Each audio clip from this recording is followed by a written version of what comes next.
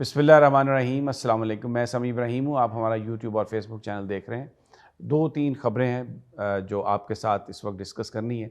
एक तो supreme court of Pakistan में जो इलेक्शन हुए 8 फरवरी को, उनको कलअदम करार देने की एक दरख्वास्त थी ब्रिगेडियर रिटायर्ड अली साहब की तरफ से। वहाँ पर जो समाअत हुई, काजी साहब ने जो रिमार्क्स दिए वो आपको बताऊँगा, और किस तरह सुप्रीम कोर्ट ऑफ पाकिस्तान ने इस अहम मौके पर ये जो इतना अहम मामला है, इसको बिल्कुल इसके ऊपर मट्टी डाल दी है। कोई हिलजुल भी नहीं। और जो ख़बरें आ रही हैं, काजी साहब को ये कहा गया कि आप इसमें लार्जर बेंच बनाएं, फुल कोर्ट बनाएं और अपने आप को माइनस करें, लेकिन काजी साहब ने रिपोर्टेडली अपने साथियों की जो ये बात है इसको नहीं माना। दूसरा, सोशल मीडिया पर एक वीडियो चल रही है, बहुत सारी वीडियोस चलाई जा रही हैं जिसमें ये कहा जा रहा है कि जी ये वोट हैं और ये ठप्पे लगाए जा रहे हैं, प्रिंटिंग प्रेस है, नवाज़ शरीफ के ठप्पे लग रहे हैं, मरीम नवाज़ के ठप्पे लग रहे हैं, और बड़े नॉन सहाफ़ी, बड़ी इंटेग्रिटी भी है उनकी, वो इस बात को बयान कर रहे हैं। तो मैं इस पर अपनी टेक दूंगा आपको कि ये सारा मामला है क्या।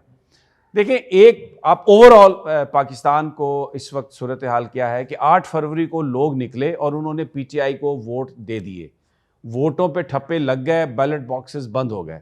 उसके बाद फॉर्म 45 इशू हो गया हर पोलिंग स्टेशन से, और वो सिर्फ एक उम्मीदवार को नहीं हुआ, हर उम्मीदवार के पोलिंग एजेंट को, प्रिजाइडिंग अफसर, पोलिंग अफसर के दस्तखतों से वो फॉर्म चला गया जिसके ऊपर वोटर्स की तादाद लिखी हुई है पूरा। उसके बाद बॉक्सेस बंद होकर चले गए। घपला हुआ आरओ ऑफिस में, जहां पर पोलिंग एजेंट्स को नहीं जाने दिया गया, उम्मीदवारों को नहीं जाने दिया गया, और फॉर्म 47 जो है वो एक ऐसा जारी कर दिया गया जिसमें हारे हुए उम्मीदवारों को, जिनके बारे में इतला आई, जो कमिश्नर कराची ने जैसे कमिश्नर पिंडी ने जैसे बताया, उनको इन्होंने जितवा दिया। तो असल जो मामला था कानूनी, वो था कि फॉर्म 45 को, सारे जो फॉर्म 45 हैं उनको, उनमें वोट्स को आप जमा करें और हकीकी और असली नंबर वाला फॉर्म 47 जारी कर दें। लेकिन बीच में ये इलेक्शन कलअदम करने की एक इस्तदा आ गई। वो अब ज़रा गौर से सोचें, इलेक्शन किसने जीता? पीटीआई ने, बावजूद इसके कि बल्ला इंतखाबी निशान नहीं है, बावजूद इसके कि इलेक्शन कमीशन बेईमानी कर रहा है, बावजूद इसके कि अदालतें इस बेईमानी में इनडायरेक्टली शरीक हैं क्योंकि वो हर वो काम जो इलेक्शन कमीशन कर रहा है उसको इंडोर्स कर रही हैं, और बावजूद इसके कि निगरान हुकूमत ने कोई कैंपेन करने नहीं दी, किसी तरीके से कोई पीटीआई को नहीं दिया मौका, और बावजूद इसके कि बानी चेयरमैन जो हैं वो नाअहल हैं और वो अडयाला जेल में बंद हैं, लोगों की कोई एक्सेस नहीं है, पीटीआई ने ये इलेक्शन जीता। और 180 नशिस्तों पर पीटीआई के शुएब शाहीन साहब, बैरिस्टर गौहर साहब, उमर अयूब साहब, वो बता रहे हैं कि उनके पास फॉर्म 45 हैं जो उन्होंने पेश कर दिए हैं, मीडिया के सामने हैं, वो फेसबुक पर, इंटरनेट पर, ट्विटर पर चढ़ा दिए गए हैं कि ये 180 नशिस्तें हम जीते हुए हैं। तो पीटीआई इलेक्शन जीत गई। अब इलेक्शन कलअदम करार देने का मामला किसको फेवर करता है? जो इलेक्शन हार गया, ये इसको फेवर करता है। इलेक्शन कलअदम करार देने का मामला, जो ये समझते हैं कि हमारी पॉलिसी या हमारी ताकत के बावजूद हम नाकाम हो गए, तो वो उन्होंने उन्होंने पिटीशंस दायर कर दी, उन्होंने ये मुतालबा करना शुरू कर दिया। अब आ जाइए, ये जो एक वीडियो चल रही है उसमें को राय साकिब साहब है, अच्छे भले आदमी है, मैंने उनके कई ट्वीट सुने हैं, बड़ी एक वो बात करते हैं, गैर जानिबदाराना बात करते हैं, हक सच की बात करते हैं, लेकिन ये बात याद रखिए कि इंफॉर्मेशन जो भी दी जाती है उसका एक मकसद होता है।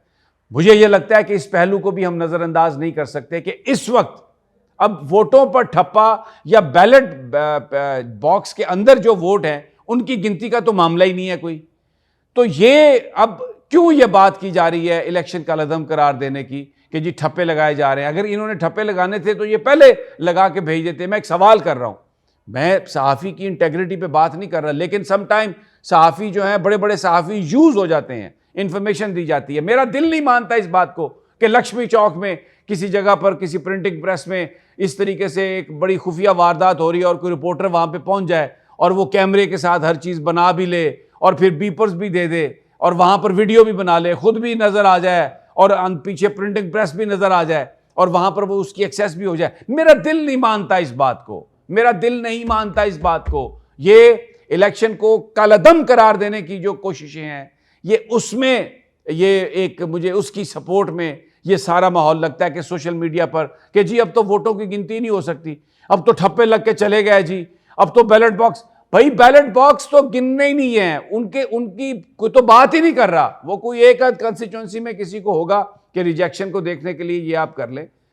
असल तो मामला ये है कि आप फॉर्म 45 जमा करें और उनके मुताबिक, यानी एक हल्के के जो 300 पोलिंग स्टेशन है तो 300 फॉर्म 45 हैं, उनके अंदर जो वोटों की तादाद है उसको आप जमा करें और फॉर्म 47 हो, और ये मामला, ये जो गिनती है ये पोलिंग एजेंट्स और उम्मीदवारों के सामने हो, इलेक्शन कमीशन इसको करवाए और ये 3 दिनों में सारी की सारी नशिस्तों पर हो जाएगा। तो जो जीता हुआ है उसको आप इलेक्शन में भेज दें। इस वक्त पीटीआई का जीता हुआ इलेक्शन है।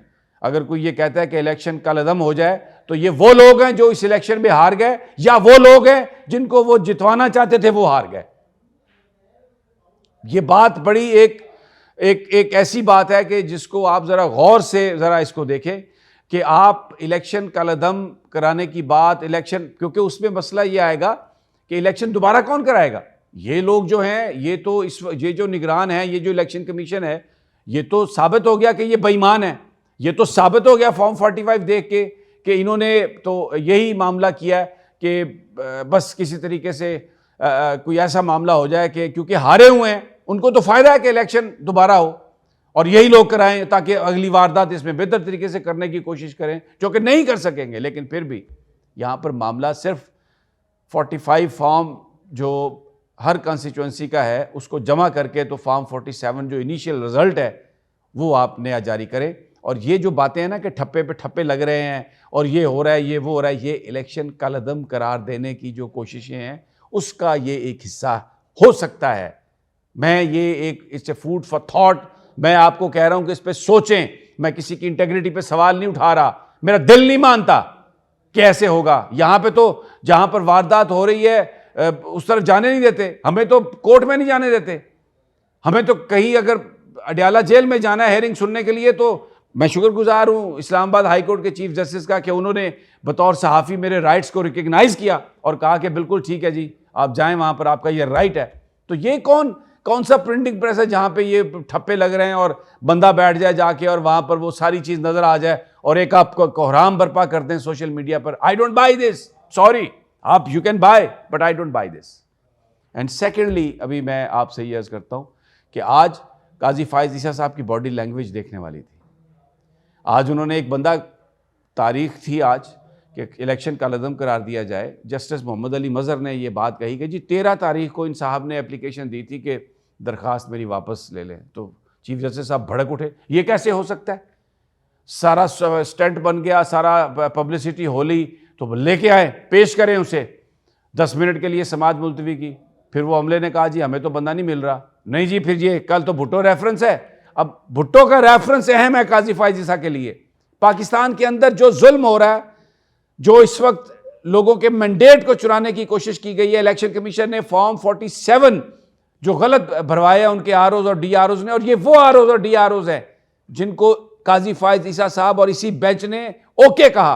पीटीआई आई थी कि हमें ये मंजूर नहीं है, ये कमिश्नर, डिप्टी कमिश्नर, ये सारे अफसर जो हैं ये तो हुकूमत के लगाए हुए हैं, डिटेंशन ऑर्डर जारी करते रहे हैं, ये तो इनको नहीं होना चाहिए। काजी फायज साहब ने कहा नहीं, ऐसा नहीं होगा, बल्ला भी छीन लिया। वो वीडियो भी आप सुन चुके हैं जिसमें काजी साहब फरमा रहे हैं कि अगर इंतखाबी निशान ना हो तो कितना नुकसान होता है। तो मुझे कहने की जरूरत नहीं है, पाकिस्तान के लोग जानते हैं कौन क्या खेल खेल रहा है, लोग जानते हैं।